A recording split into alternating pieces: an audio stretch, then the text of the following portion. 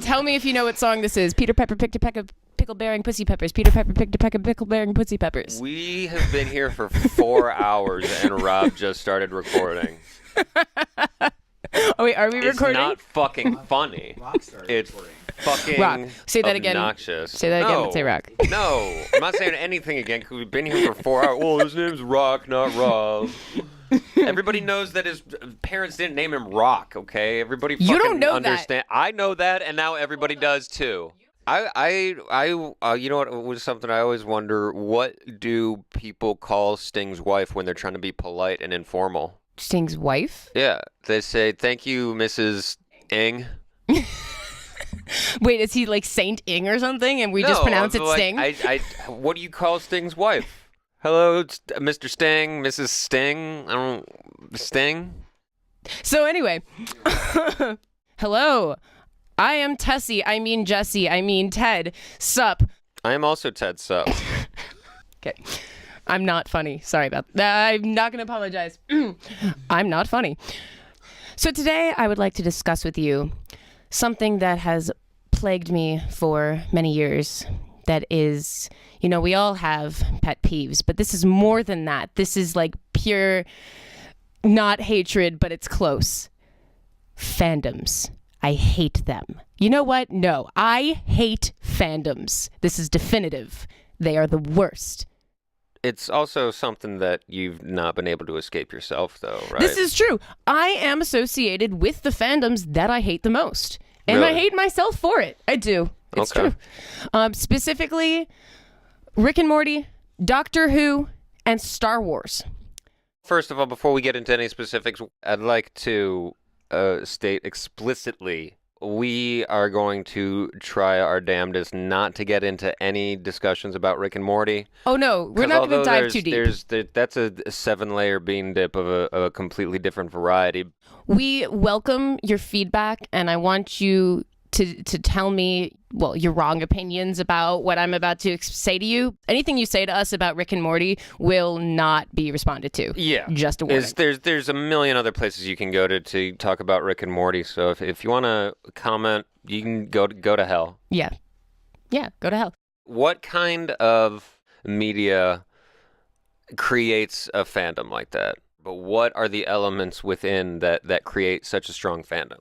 Well, people like me who insist that their opinions are right, they are stubborn, and it's almost like they want to prove that they're the biggest fan. And especially with the internet now, we have this medium where people can be anonymous and tell the world exactly what they think. But the problem is that it doesn't just stay on the internet, like with Rick and Morty. The fandom is part of the reason why we don't really want to discuss Rick and Morty. You know who you are. Those of you who rioted over a fucking sauce packet. Yeah, that's not cool. McDonald's, what the hell were you thinking? Why did you bring it back? Stop catering to these people. They rioted. You should tell them to fuck off. Dude, money. Money. Do not tell a corporation to not seek money. Ugh. That's what it's all about. Don't get me started on capitalism. Serious. Anyway, the characters are terrible people and terrible things happen. And so it kind of makes sense that the people who like it are terrible people themselves. I mean, I like the show. Well, I don't know. I think pretty much everybody's a terrible person. People are inherently selfish.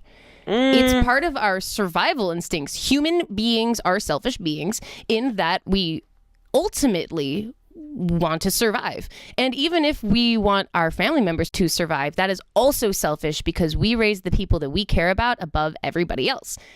I got so much to say about the selfish gene and how that whole thing works and in my perspective, but that's a topic for another day. What are the elements that make it something that can produce and support avid fandom? Well, one of the things is the complex storyline. The complex storyline, and the characters. The attention to detail to the universe in which it occurs. And it stimulates our minds because it makes us think. It touches on really hot button topics and that we don't always talk about, like, I don't know, nihilism. That's a big one. It's different than most things on television. It's, one of those adult cartoons that is just kind of like, we can do whatever we want. I mean, they came right out of the gate, episode 1, like, fuck everything you know about television. Like, if you think, like, South Park is bad, I mean, South Park is just sort of crude. Yeah, I guess there's a storyline, but it's not quite the same. That's an interesting thing you bring up, because things like South Park and The Simpsons, sort of things that are almost universal.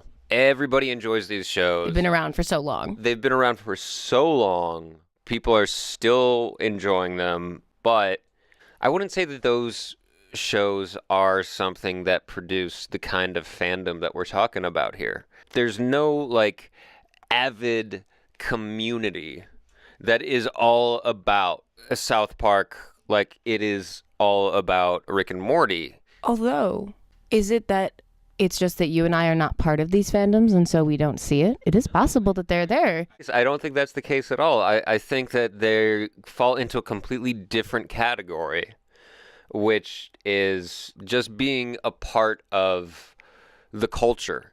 When things that have the kind of fan base that we're talking about has its own little separate culture. It's a subculture. Yeah, so that's pretty much a pretty good overall description of why I hate Rick and Morty fans.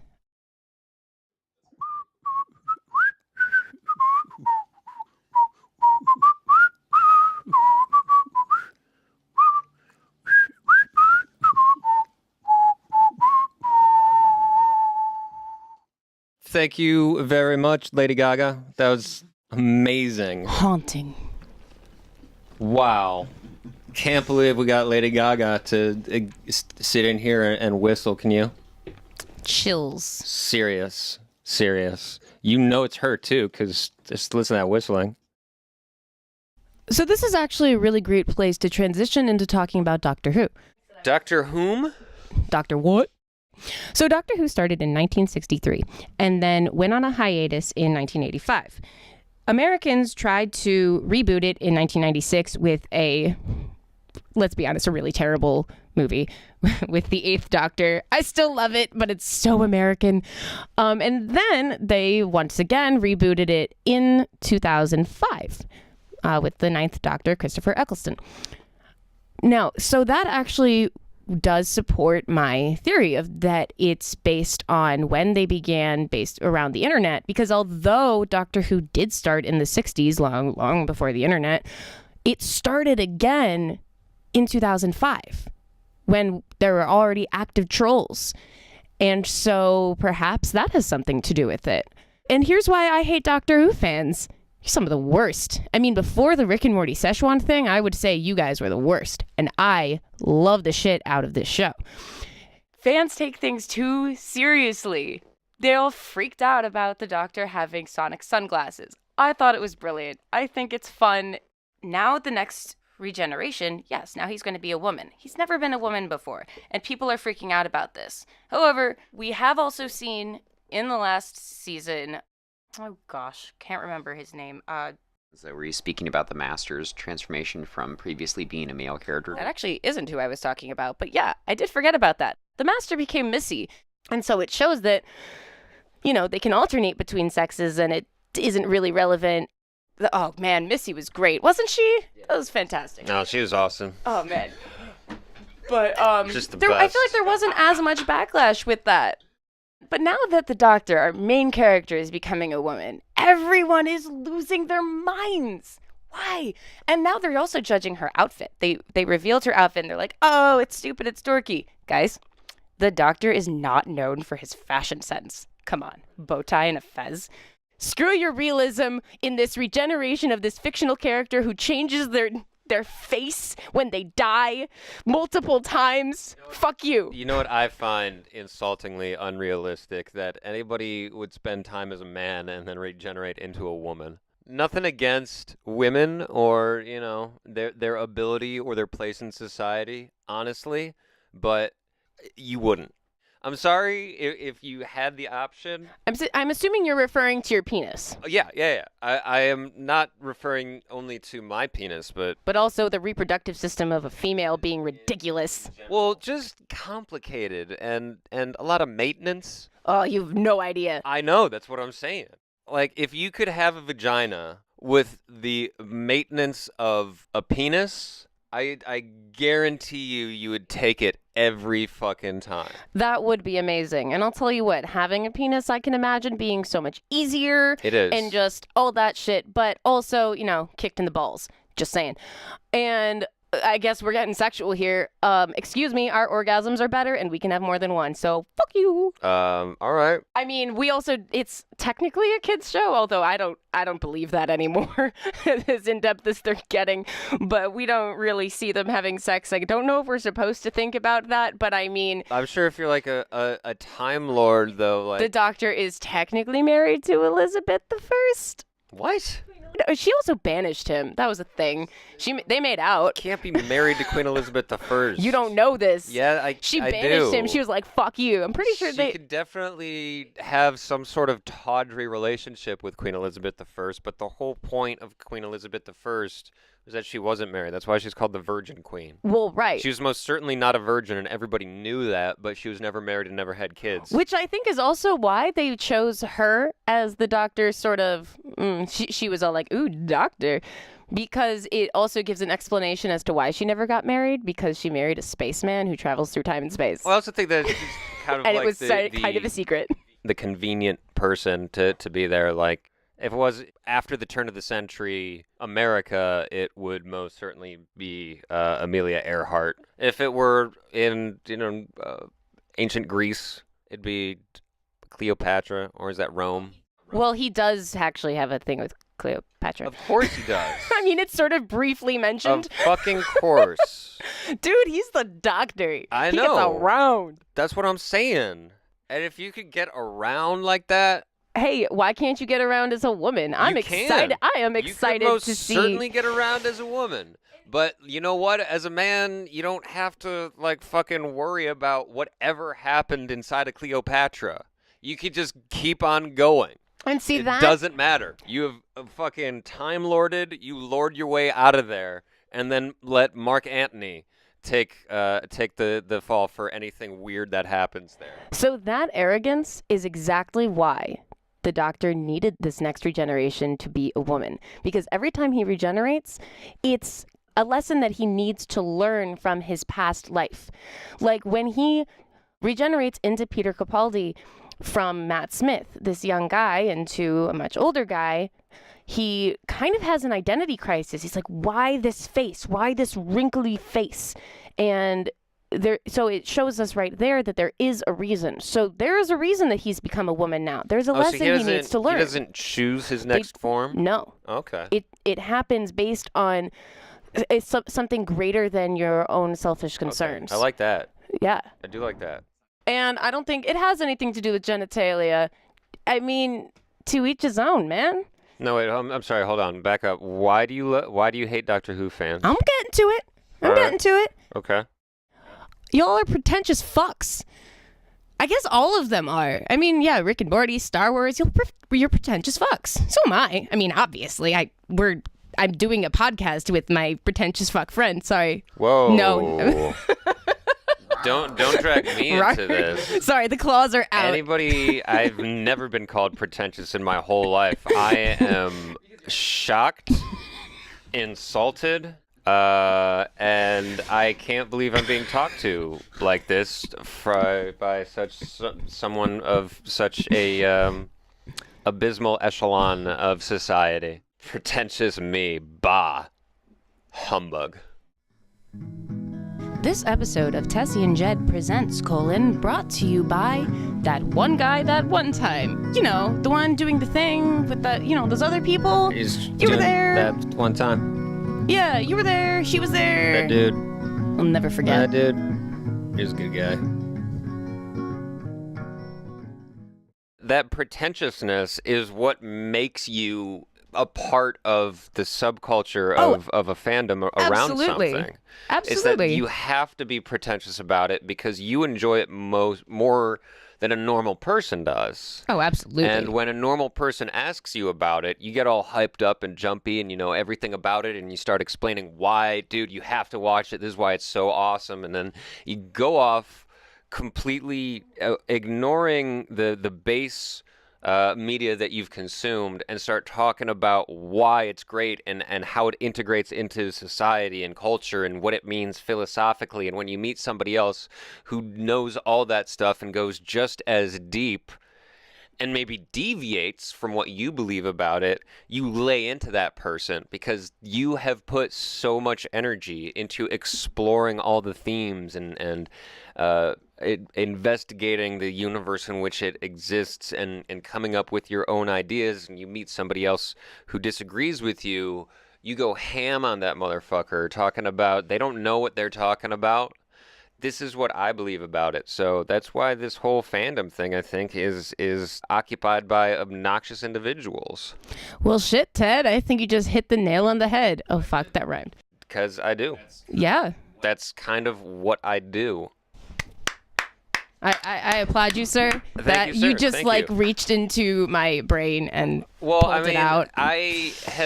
I've gone into the politics of the Star Wars universe based on the KOTOR games, Knights of the Old Republic and Knights of the Old Republic 2: The Sith Lords, which are great games, still hold up. If you're a fan of Mass Effect, you should definitely check out both of those games. But yeah, there's a long time I've been looking at the Order of the Jedi and the politics of the Sith, and have been scratching my head a little bit about how it's kind of more of a gray area than it is really. You know, the Jedi are all good and the Sith are all evil. And KOTOR was the first game that actually touched on that there's like this ideology in the Jedi Order of avoiding emotion entirely. Not just, you know, the ones like anger and hate that the dark side seems to draw power from, but like love, compassion. In Empire Strikes Back, Luke sees his friends are about to die. He sees his friends suffering and dying. And he's like, I gotta go keep my friends from suffering and dying. And Yoda's like, no, you gotta stay here and finish balancing rocks on your head and jump in with me in your backpack some more. And he's like, what? No, I gotta keep my friends from dying. And Yoda's like, then you're not honoring what they're dying for. And Luke's like, fuck you. You're a creepy little hermit who's just been living on this rock telling me I got to keep my friends from dying. And you know what? In the end, he was right. He abandons the rest of his training and he's able to fucking achieve his mission regardless. And that right there is a beautiful message. It's like, okay, you have these traditions. It's great. I want you to uphold your traditions, but sometimes you have to stray to do what's right. And there isn't this definitive right or wrong. Sometimes you have to make the decision stepping outside of your beliefs. Sometimes that is what is right in the moment. To tie this back into fandoms, Star Wars also has these beautiful callbacks and in-depth stories and these great messages, and also has a die-hard fandom. Although this sort of breaks my theory in a way, because this also started back then. So everyone loves the original trilogy. Like, that is the golden standard. And we all freaked out about the first trilogy. I mean, well, they were terrible. Part of that being because they tried to use too much technology and that hurt the actors' ability. The midichlorians, don't even get me started. But so we were all upset. Okay, the prequels are too different from the original trilogy. But now we've got the sequels, episodes 7 and 8 so far, and you guys are freaking out that it's too similar. I've not seen The Last Jedi yet. It is fantastic. And here's the thing. I think The Last Jedi embodies Star Wars because Brace yourselves, guys. Star Wars, I mean, it's not good, but that's why we love it. It's full of plot holes. It's campy. If it were released today, it would be a straight to sci-fi movie series, and you'd be made fun of for liking it. Yeah, I mean the plot and story elements are all very, very, very basic. Joseph Campbell tropes. There's the young boy who goes off adventuring for the first time to rescue the princess from the evil wizard and save the entire kingdom. It's a very basic space opera. But all of these things are why we love it. And you're giving it this golden standard, but really go back and watch it. You love it because they're the original, and you probably saw them when you were younger. We like to believe that the original editions of the original trilogy are all shiny and new, but if you go back and really dig into them, there's some carbon scoring all over them.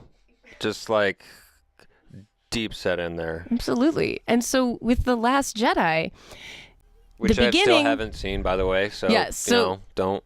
I'm not going Just don't. All right, basically, Ted, get out of the room. No, you can go ahead. I don't care. All right. I mean, this isn't really any big spoilers, but basically, where we begin and where we end, everything that happened to in the movie was completely irrelevant.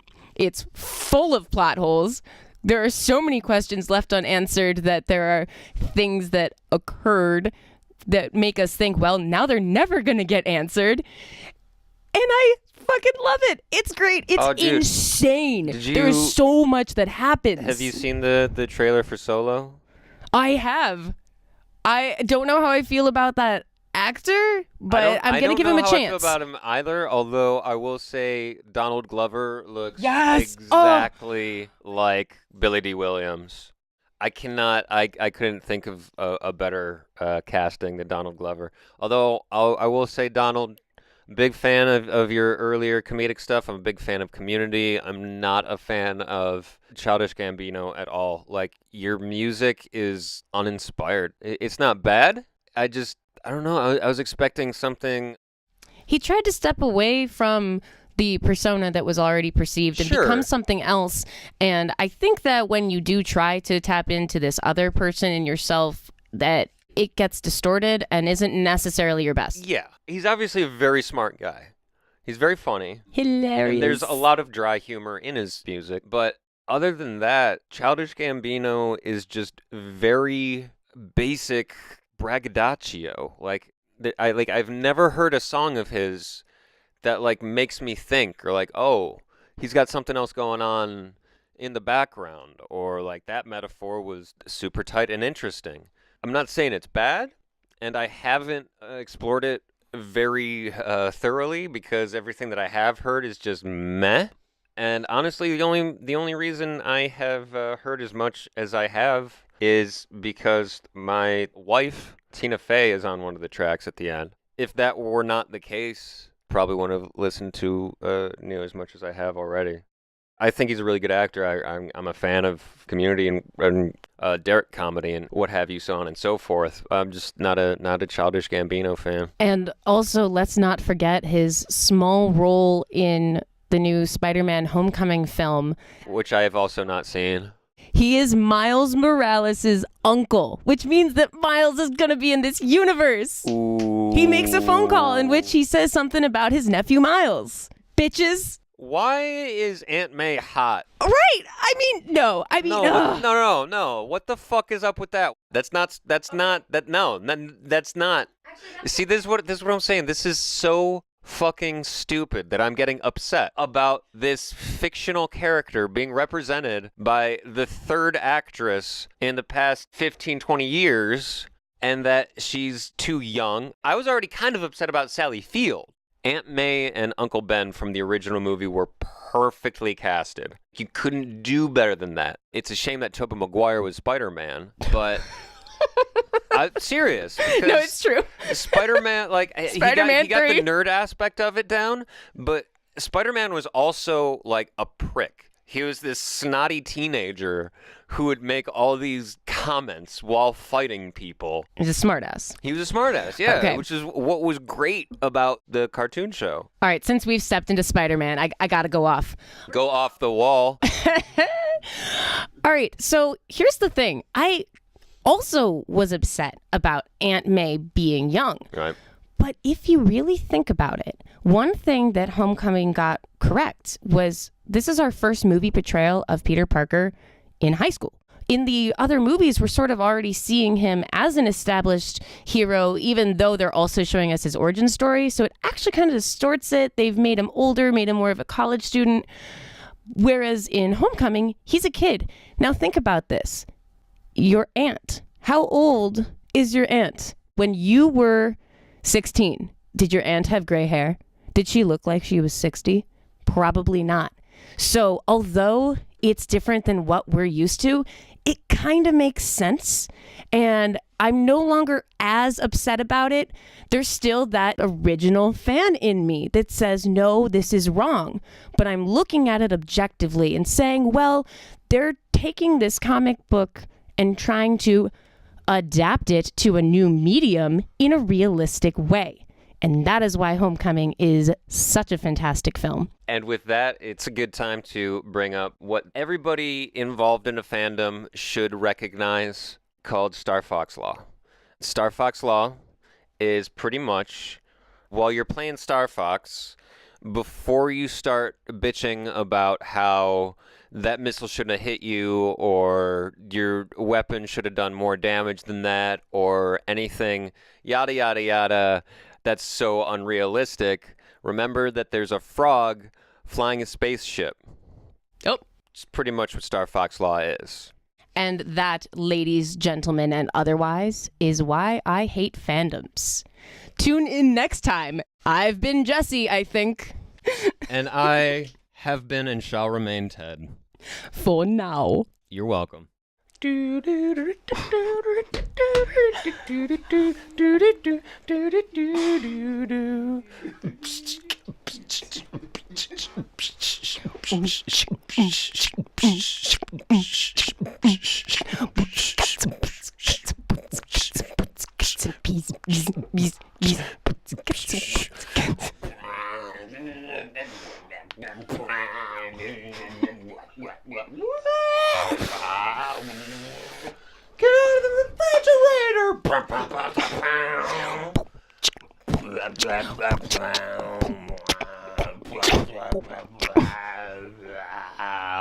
Thank you, Skrillex. Appreciate it, buddy. Man, he just dropped beats all over the floor. Seriously. It's so rude. Somebody would just clean up these fucking beats. God damn it. The fuck is a Wonderwall? Is that its own beast? I think it's its own beast.